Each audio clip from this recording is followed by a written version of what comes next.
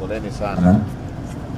Serikali bado inaendelea kupata tathmini halisi ya jambo hili na tutatoa tamko rasmi kuhusu ni hatua zipi stahiki kuchukuliwa kwa ajili ya kuhakikisha madhara haya kwa sekta binafsi ambayo tumeyaona katika maeneo tofauti. Kwa hatua hii niwape pole sana, na sisi kama serikali kama ambavyo umesema hapa, tutaimarisha masuala ya usalama katika nchi yetu ili kuweza kuhakikisha mambo ya aina hii hayatokei. Tunaomba jambo moja kwa serikali, kwamba serikali iweze kudumisha ulinzi na usalama ili siku nyingine au wakati mwingine matukio haya yasiendelee kutokea nchini mwetu.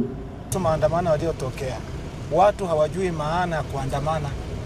Kuandamana sio kuvunja vitu, kuandamana sio kuchoma majengo au magari ya serikali. Tafuteni haki zenu kwa usawa, lakini wenyewe waliingilia masuala mengine, wakaacha maandamano wakaingia masuala mengine. Sasa serikali ilipoingilia kati, ikaonekana wananchi wanaonewa.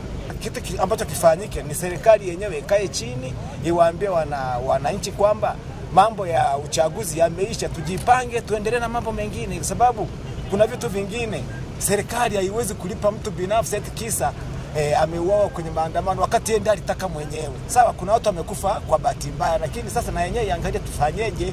Tisa wanasema tena kuandamana. Sasa si vyema sana kwa sababu kisha andamana wengi tunakosa amani.